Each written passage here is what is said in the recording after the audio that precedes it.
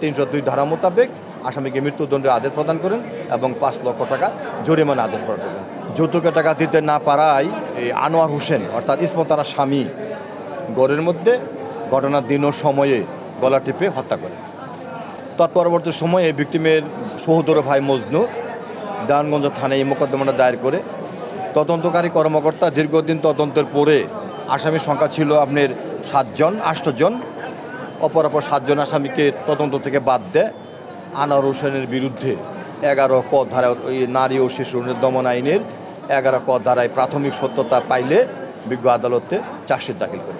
তবে একটি কথা এখানে বলে রাখি, ওই আনোয়ার হোসেন যে উনি তার স্ত্রীকে হত্যা করার পরে পুলিশ কর্তৃক ধৃত হয় এবং পুলিশ কর্তৃক ধৃত হলে ফৌজদারি কার্যবিধির 164 ধারা মোতাবেক সে স্বীকারোক্তি দেয় যে আমি আমার স্ত্রীকে যৌতুকের দাবিতে হত্যা করেছি, সে স্বীকারই করেছে।